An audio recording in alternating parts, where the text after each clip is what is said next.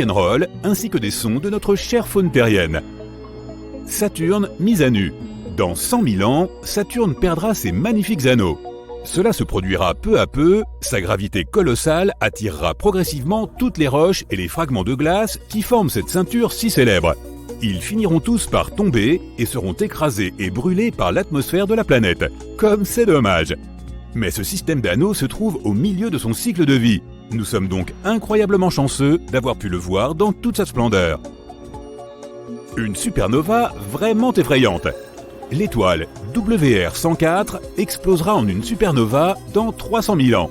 Cette étoile est située à 75 000 années-lumière de nous, et son explosion ne nous affectera pas du tout. Mais il y a une petite chance qu'elle produise aussi un sursaut de rayons gamma.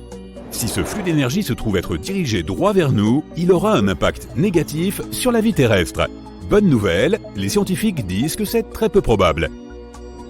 Collision de lunes. Les lunes d'Uranus forment un système très instable. Certaines suivent des orbites qui se croisent. Uranus a déjà 2 anneaux de débris provenant des collisions passées de ses satellites naturels. Desdemone et Cressida vont s'écraser l'une contre l'autre au cours du prochain million d'années et produire de nouveaux anneaux. Une étoile beaucoup trop proche. L'étoile vagabonde Gliese 710 s'approche de notre système solaire et elle n'en sera qu'à 1 année-lumière d'ici 1,3 million d'années. Cela n'aura pas d'impact majeur sur les planètes, mais sa venue pourrait perturber le nuage de Oort, qui entoure notre système solaire et qui est plein de comètes. Depuis la Terre, l'étoile ressemblera aux planètes les plus brillantes de notre ciel actuel, et nous observerons un plus grand nombre de comètes. Une supernova dans notre voisinage. D'ici quelques millions d'années, l'étoile Spica, qui se trouve à seulement 240 années-lumière de nous, explosera en supernova. Les supernovas commencent à représenter un problème pour la vie si elles se trouvent 3 fois plus près que ça. Mais celle-ci brillera quand même dans notre ciel avec une luminosité comparable à celle de la pleine lune. Une capsule temporelle pour les générations futures. Le satellite Lageos 1 a été lancé en 1976 pour recueillir des informations sur la forme exacte de la Terre et le mouvement des plaques tectoniques. Mais il emportait aussi des informations sur notre civilisation à l'époque. Il rentrera dans notre atmosphère dans 8,4 millions d'années. Si l'humanité existe encore à ce moment-là, elle apprendra comment était la vie sur Terre de notre vivant. Enfin, pour ceux qui vivaient dans les années 70. Des anneaux pour Mars. La lune de Mars, Phobos, est en orbite très près de la surface de sa planète mère et elle s'en rapproche de 60 cm par siècle. Dans 50 millions d'années, elle entrera en collision avec Mars, ce qui entraînera la mise en orbite d'une immense quantité de débris qui formeront un système d'anneaux autour de la planète rouge. Comme j'ai hâte de voir ça! Les jours sur Terre vont s'allonger. Vraiment? Il y a 1,4 milliard d'années, la Lune était beaucoup plus proche de notre planète. Elle la faisait tourner plus vite, donc une journée ne durait que 18 heures. La Lune s'éloigne toujours plus de la Terre. Dans 180 millions d'années, nous gagnerons 1 heure supplémentaire. Dans un peu plus de 2 milliards d'années, une journée sur Terre durera 36 heures. Plus d'éclipses solaires. Dans 600 millions d'années, la Lune se sera trop éloignée de la Terre pour cacher le Soleil lors des éclipses. Celles-ci deviendront chose du passé. Le Soleil va devenir trop lumineux. D'ici 1 milliard d'années, le Soleil aura augmenté sa luminosité de 10%. Cela sera dévastateur pour les planètes du système solaire, et la vie sur Terre ne sera plus possible au-delà de ce point. Entre-temps, espérons que notre espèce aura trouvé un nouveau foyer planétaire. Le Soleil avalera les planètes intérieures. Dans 5 milliards d'années, le Soleil commencera à se transformer en géante rouge, devenant des centaines de fois plus gros qu'il ne l'est actuellement. Il gonflera tellement qu'il finira par engloutir Mercure, Vénus et peut-être la Terre. La nouvelle zone habitable pourrait alors se déplacer vers les orbites de Jupiter et de Saturne. Ce processus prendra un peu moins de 3 milliards d'années, et puis le Soleil atteindra sa taille maximale. Après ça, notre étoile se transformera en naine blanche. L'événement le plus spectaculaire de tous les temps. À peu près au même moment, la galaxie qui se trouve être la plus proche de nous, Andromède, se rapprochera encore de la Voie lactée. Si nous pouvions l'observer à ce moment-là, nous la verrions prendre des proportions de plus en plus impressionnantes. Ensuite, les deux galaxies commenceront à fusionner. De lumineuses étoiles bleues exploseront. De nouvelles constellations verront le jour. Les deux galaxies spirales ne formeront plus qu'une seule galaxie elliptique géante. Et voilà, j'ai mis une alarme sur mon smartphone pour ne pas manquer tout ça.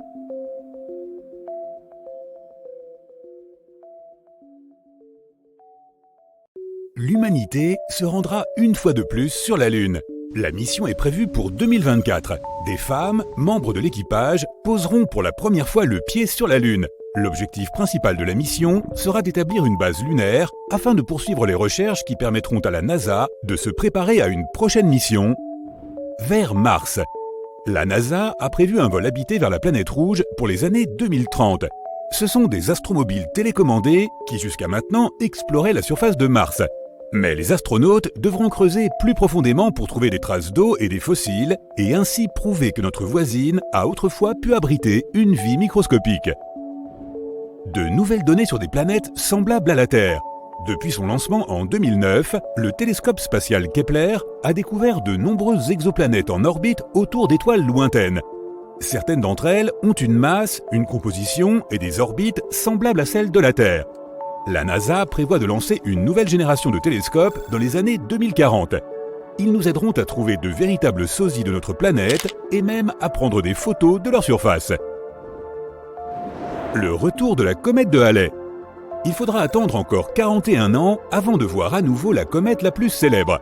La comète de Halley nous rend visite comme tous les 75 ans. Certaines personnes réussiront donc à la voir 2 fois dans leur vie. La plus longue éclipse solaire. Dans 166 ans, je serai encore là, c'est sûr, le soleil s'obscurcira pendant 7 minutes et 29 secondes. C'est assez proche du maximum prévu. Ce sera aussi l'éclipse la plus longue que la civilisation humaine aura vue en 10 000 ans. L'arrivée de l'astéroïde le plus célèbre. 1950, DA était autrefois fortement suspecté, parmi les objets géocroiseurs que nous connaissons, de pouvoir un jour frapper notre planète. Heureusement, on a estimé par la suite que la probabilité qu'il le fasse était en fait inférieure à 0,1%. Il passera très probablement non loin de nous le 16 mars 2880. Note cette date dans ton calendrier. Et cela nous apportera la conviction que nous sommes en sécurité pour un moment. Cet astéroïde fait plus d'1 kilomètre de diamètre, ce qui est suffisant pour anéantir toute forme de vie sur Terre. Une nouvelle étoile polaire ? La Terre tourne comme une toupie. Observe bien l'un de ses jouets et tu remarqueras que sa pointe dessine des cercles dans l'air. L'axe de la Terre, une ligne imaginaire qui passe par les pôles, fait un tour complet une fois tous les 26 000 ans. Il s'oriente vers différentes étoiles en cours de route et notre étoile polaire change en conséquence. En l'an 3000, Gamma Cephei partagera le titre d'étoile du Nord avec Alpha Ursae Minoris car l'axe de la Terre sera orienté à mi-chemin entre ces deux astres. Une première supernova proche de la Terre. Antares est la 15e étoile la plus brillante de notre ciel nocturne. C'est aussi une supergéante rouge en fin de vie, 12 fois plus grosse que le Soleil. Les étoiles aussi massives vieillissent jusqu'à s'effondrer sur elles-mêmes, produisant d'énormes supernovas. Pour Antares, cela se produira dans seulement 10 000 ans, ce qui n'est rien pour une étoile de 12 millions d'années. L'explosion qui en résultera sera trop lointaine pour affecter la vie sur notre planète de manière négative. Mais le spectacle sera visible d'ici, même en plein jour. Message à l'univers transmis. Arecibo est le nom d'un message codé décrivant l'humanité, la vie sur Terre et l'avancement de nos connaissances scientifiques. Il a été diffusé depuis le radiotélescope d'Arecibo et vise le centre de l'amas M13 situé à 25 000 années-lumière de notre planète. Dans 25 000 ans, il atteindra enfin sa destination. La nouvelle étoile la plus proche. Dans environ 36 000 ans, l'étoile Ross 248 sera l'étoile la plus proche de notre système solaire. Elle se trouvera à seulement 3 années-lumière de nous et détrônera Proxima Centauri qui se trouve à un peu plus de 4 années-lumière. Ross 248 restera l'étoile la plus proche pendant environ 9 000 ans, puis elle s'éloignera à nouveau. Mais alors, le quartier ne t'a pas plu ? Le premier objet interstellaire fabriqué par l'homme. Dans 40 000 ans, Voyageur 1 atteindra un point situé à 1,5 années-lumière de l'étoile Gliese 445. Cette sonde est entrée avec succès dans l'espace interstellaire en 2013. Malheureusement, ces systèmes tomberont en panne en 2025 ou peu après. Voyageur 1 porte aussi un message, un enregistrement sonore du mot bonjour en 55 langues, de la musique classique et du rock. Pourquoi aimons-nous tant Saturne? Parce que nous trouvons ces anneaux merveilleux. Grâce à eux, cette planète se démarque dans le système solaire. Les principaux anneaux ont un diamètre de 270 000 km, mais leur épaisseur ne dépasse pas les 100 mètres. L'anneau le plus lent et le plus excentré tourne à environ 16,4 km par seconde. La planète tourne plus rapidement que ça sur elle-même. Mais sais-tu que Saturne est resté dépourvu d'anneaux pendant la majeure partie de son histoire? Nous allons découvrir les origines de leur formation. Grâce à la dernière visite de la sonde Cassini, les chercheurs ont pu estimer la masse de ces anneaux, 15 millions de milliards de tonnes. En outre, ils ont pu déterminer que les anneaux avaient entre 10 et 100 millions d'années, donc qu'ils sont bien plus jeunes que la planète elle-même. Ces anneaux ne forment une masse solide qu'en apparence. Ils sont en réalité constitués de milliards de morceaux de roche et de glace. Certains font la taille d'un grain de riz, d'autres sont aussi gros qu'une maison ou même qu'une montagne. Les morceaux de glace et de roche les plus proches de la planète filent à une vitesse d'environ 83 000 km/h et de mystérieux rayons traversent ces anneaux. Ils semblent se former et se disperser en quelques heures seulement. Il se peut que ces rayons soient constitués de minuscules particules formant des plaques chargées d'électricité, résultat de l'impact de petits météores. Ou peut-être s'agit-il en fait de faisceaux d'électrons provenant de la foudre de Saturne. Selon une théorie, les anneaux de Saturne sont des résidus qui auraient dû former une lune en s'agrégeant, mais ne l'ont tout simplement pas fait. Selon une autre théorie, ils proviendraient de Theia, une planète de la taille de Mars qui est entrée en collision avec la Terre il y a environ 4,5 milliards d'années. Les parties les plus légères de la croûte ont été projetées dans l'espace au moment de l'impact, tandis que le noyau, plus dense, n'a pas bougé.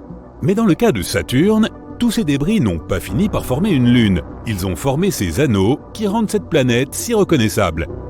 Selon une autre théorie, les anneaux se seraient formés à partir de la poussière et des débris d'une lune détruite lors d'une immense collision, peut-être avec un astéroïde ou une comète.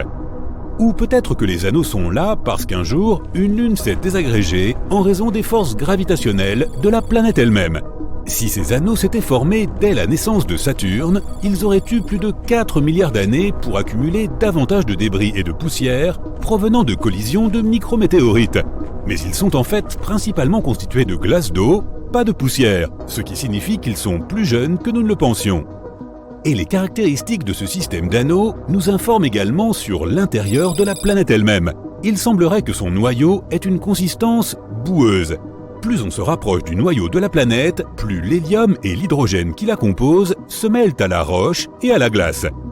On observe un phénomène similaire dans nos océans. Plus tu descends en profondeur, plus le niveau de salinité augmente. Mais ces anneaux pourraient disparaître dans un avenir lointain. Les anneaux sont plus répandus qu'on ne le pense. Jupiter, Uranus et Neptune possèdent tous leur propre système d'anneaux, mais ils sont différents sur chaque planète. Saturne a sans aucun doute les anneaux les plus spectaculaires, c'est vrai. Les autres planètes sont principalement entourées de poussière et de particules rocheuses. Mais il n'y a pas que les planètes. D'autres types de corps spatiaux peuvent posséder des anneaux. Par exemple, l'astéroïde Chariklo. Mais il semble que ce phénomène soit propre aux géantes gazeuses de notre système solaire. En effet, les planètes rocheuses ou terrestres n'ont pas d'anneaux. Et ce serait, selon une théorie, parce que les planètes gazeuses situées dans la zone la plus reculée du système solaire protègent les planètes rocheuses situées, elles, dans la région intérieure de ce même système. D'innombrables collisions auraient formé ces anneaux autour de ces planètes. Ou alors, c'est parce que les géantes gazeuses sont beaucoup plus grosses et que leur énorme volume leur permet d'avoir un système d'anneaux qui peut rester stable. Et si la Terre avait aussi eu des anneaux dans le passé? Peut-être à l'époque de la grande collision, au moment de la formation de notre Lune. Mais passons maintenant à quelque chose de vraiment cool au sujet de notre système solaire. Pluton, une minuscule planète naine située à la périphérie de notre système solaire, nous la considérions jadis comme une planète à part entière, possède une atmosphère assez bizarre. Personne ne s'attendait à observer une brume si élevée à 1600 km de hauteur. Cela veut dire qu'elle s'élève plus haut que ne le fait l'atmosphère de notre propre planète.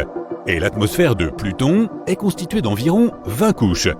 Elles sont plus denses et beaucoup plus froides que ce que les scientifiques avaient prévu. Des tonnes d'azote gazeux s'échappent de Pluton à chaque heure. Mais la planète naine parvient toujours à recréer de nouvelles réserves d'azote malgré ses pertes. Selon une théorie, c'est son activité géologique qui produirait ce gaz. Notre Lune est plutôt paisible, mais on ne peut pas en dire autant d'Io, l'une des lunes de Jupiter. Celle-ci possède des centaines de volcans. C'est la Lune avec la plus grande activité volcanique de notre système solaire. Io envoie des panaches de soufre à une hauteur incroyable de 300 km, bien au-delà de son atmosphère. Ces volcans émettent de nombreuses particules et divers gaz dans l'espace, juste à côté de Jupiter, et ce, à chaque seconde. Ces activités éruptives sont dues aux puissantes forces gravitationnelles ainsi qu'à l'immense champ magnétique de Jupiter. Les entrailles d'Io se compriment et se dilatent en permanence, selon la distance de Jupiter. Et c'est cette constante activité qui la rend si éruptive.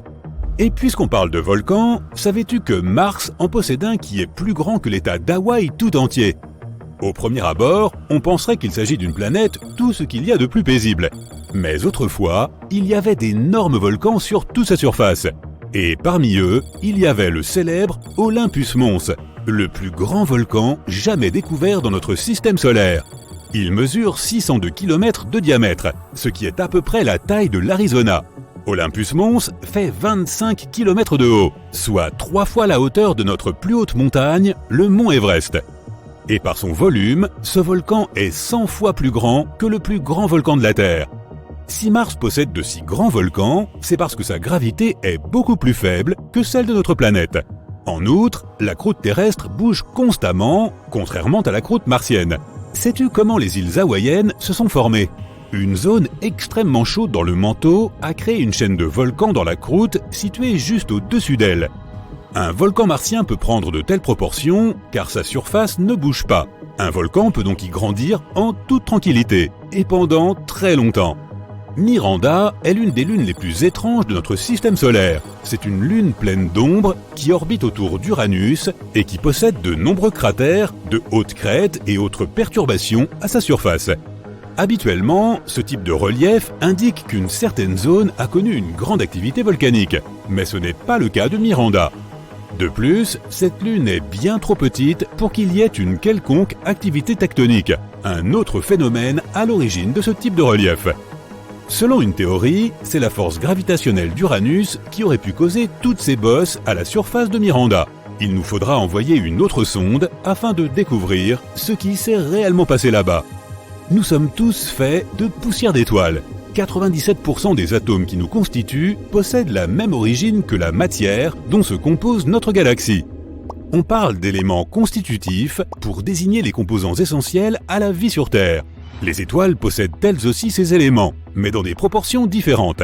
Par exemple, notre masse contient 65% d'oxygène, alors que les éléments que nous mesurons dans l'espace, comme les spectres des étoiles, contiennent moins d'1% d'oxygène.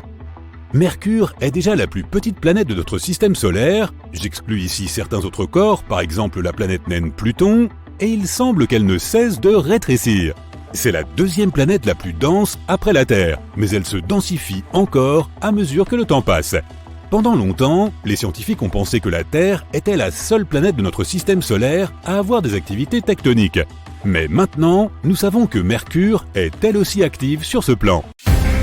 Cette planète est appelée le joyau du système solaire.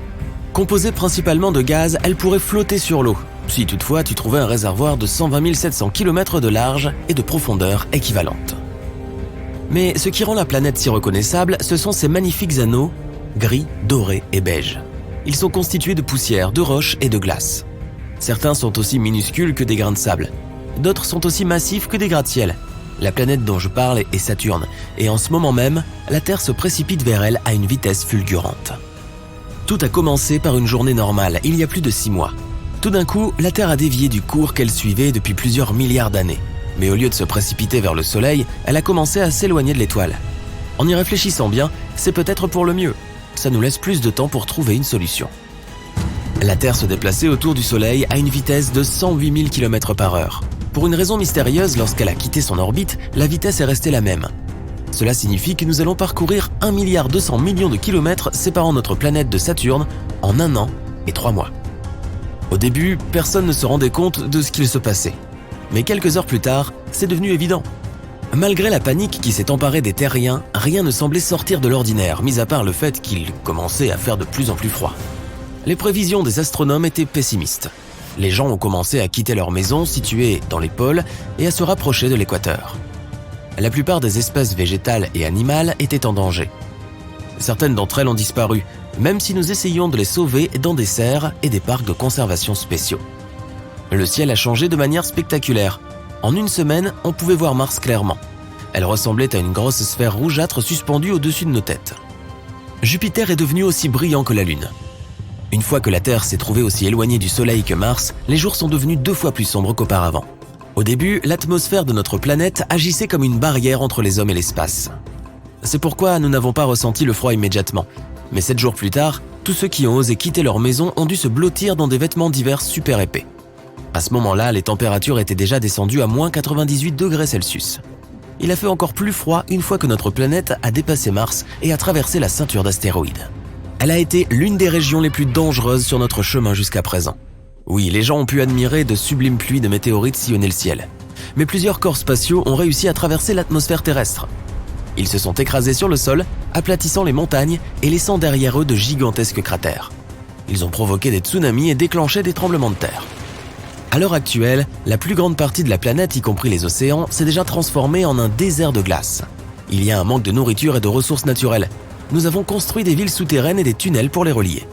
Nos scientifiques travaillent jour et nuit pour trouver un moyen de sortir de cette situation. S'ils n'y parviennent pas, voilà ce qui va se produire. Plus notre planète se rapproche de Saturne, plus la planète à anneaux se profilera à l'horizon et plus elle paraîtra grande. Bientôt, elle brillera plus que la pleine lune. L'énorme orbe brun jaunâtre sera visible même pendant la journée, mais il sera particulièrement impressionnant la nuit. Au lieu de dormir, des millions de personnes passeront des heures à regarder Saturne grossir de plus en plus. Un jour, la distance entre les deux planètes sera la même que celle qui séparait la Terre de Mars. Le disque de Saturne paraîtra environ le quart de la taille de la pleine lune. Ces anneaux seront aussi grands que les 2/3 de notre satellite naturel. Peu après, la vitesse de notre planète commencera à augmenter sous l'influence de l'attraction gravitationnelle de Saturne. La planète aux anneaux est 9 fois plus grande que la Terre, et sa masse est presque 100 fois supérieure. C'est pourquoi, au lieu de nous déplacer à une vitesse de 46 km par seconde, nous allons traverser l'espace à près de 64 km par seconde. C'est 2400 fois la vitesse moyenne d'une voiture. La gravité de Saturne influencera la Lune plus que celle de la Terre. En un rien de temps, nous allons perdre notre satellite. Il sera catapulté dans l'espace et se retrouvera probablement en orbite elliptique autour du Soleil. Si la Terre n'était pas sur le point de s'écraser sur Saturne dans un avenir proche, la Lune pourrait un jour croiser à nouveau notre planète. Rien de bon ne ressortirait d'une telle rencontre. Mais que se passe-t-il du côté de Saturne ? Saturne est l'une des plus grandes planètes du système solaire, juste après Jupiter. Même si les anneaux qui entourent la planète sont énormes, ils sont plutôt minces, moins de 2 km d'épaisseur. Néanmoins, les anneaux principaux sont assez grands pour s'étendre de la Terre à la Lune. Mais comment la planète a-t-elle obtenu de si beaux atouts ? Au-delà du bord extérieur des anneaux principaux A, B et C, il y a quelque chose que les astronomes appellent l'anneau F. Vieux de plusieurs millions d'années, c'est le plus étrange. Cet anneau en perpétuel mouvement est constitué de matériaux glacés et est incroyablement complexe. Ses courbes, ses torsions et ses amas de substances plus brillantes lui donnent l'air d'être tressés. Saturne a plus de 50 lunes confirmées. 2 d'entre elles, Pandore et Prométhée, encadrent l'anneau F de chaque côté. Elles s'enroulent à l'extérieur et à l'intérieur de l'anneau, agissant comme des bergers. Elles rassemblent les particules de glace en une bande de 96 km d'épaisseur. Mais pourquoi pratiquent-elles cette danse élaborée ? Personne ne le sait. Ce que les scientifiques savent, c'est que lorsque les anneaux de Saturne étaient en évolution, la matière glacée s'est agglomérée et a formé des lunes mineures. Certaines d'entre elles se sont développées et sont devenues les plus grosses lunes de la planète. Mais 2 d'entre elles sont entrées en collision. C'est ainsi qu'est apparu le mystérieux anneau F. Si les lunes mineures n'avaient été constituées que de petites particules de glace, la collision spatiale aurait laissé un anneau et rien d'autre. Mais elles avaient des noyaux rocheux denses. Ceux-ci sont restés intacts et se sont transformés en Pandore et en Prométhée. Les gens n'ont aucune preuve que Saturne ait déjà heurté un autre grand corps spatial. Notre Terre pourrait être la première. Mais avant de s'écraser sur la planète elle-même, il faut passer à travers ces anneaux, y compris l'anneau F. Et non, notre planète ne se contentera pas d'y faire un trou. Les anneaux de Saturne sont constitués de petites particules. La gravité de la Terre commencera à en tirer certaines hors de leur orbite une fois que nous serons assez près. Et plus tard, lorsque nous nous en approcherons encore, le nuage de particules glacées s'élancera à la poursuite de la Terre. Mais il n'aura pas assez de puissance pour débarrasser complètement Saturne de ses anneaux. Ils continueront à se déplacer autour de leur planète d'origine. Mais leurs orbites vont changer et s'allonger. Avec le temps, les anneaux pourraient probablement se calmer à nouveau. Mais la Terre ne leur donnera pas une telle chance. La collision avec notre planète ne laissera pas Saturne indemne. S'il est encore possible de jeter un coup d'œil au ciel, les gens pourront voir les anneaux disparaître dans le néant. Mais pas pour longtemps. Les plus gros morceaux de roche commenceront vite à frapper la surface de notre planète, laissant derrière eux des terres sans vie parsemées de cratères. Dans le pire des cas, la Terre pourrait même entrer en collision avec l'une des nombreuses lunes de Saturne. Mais imaginons que nous ayons traversé cette région en un seul morceau, et que notre planète soit maintenant très proche de Saturne. La géante gazeuse peut sembler toute légère et aérienne, mais il est impossible que la Terre puisse traverser l'immense sphère et repartir de l'autre côté. C'est la gravité qui maintient tout ce gaz ensemble. La gravité même qui fera accélérer notre planète. Plus elle est proche d'un corps spatial beaucoup plus grand, plus l'attraction est forte. Les lignes de faille sur la Terre vont se fracturer. Elle déclenchera également de puissantes éruptions volcaniques partout dans le monde. Et puis, notre planète s'écrasera sur Saturne avec une force gigantesque. L'atmosphère des planètes sera comprimée. Cela provoquera une hausse de température spectaculaire et rapide, et en un rien de temps, l'air sera en feu. Les scientifiques affirment que le noyau de Saturne est dense, composé de fer et de nickel, et entouré d'une couche rocheuse. Mais nous n'y arriverons jamais. La Terre brûlera dans l'atmosphère de la grande planète après avoir été littéralement déchirée. Notre beau monde bleu-vert se transformera en milliards de billions de tonnes de roches vaporisées. Dommage. Peut-être que la Terre deviendra un autre anneau de Saturne, à la place de ceux qu'elle a détruits. Ça a l'air sinistre, je sais. Bon, qu'avons-nous sur la liste des choses à faire avant de mourir ? Cela semble sinistre, je sais. On n'a pas le pouvoir de sauver la Terre de Saturne, mais ce n'est qu'un mauvais rêve, alors peut-être que nous pouvons faire quelque chose et nous sauver d'une menace réelle, celle du changement climatique. Je dis ça, je dis rien.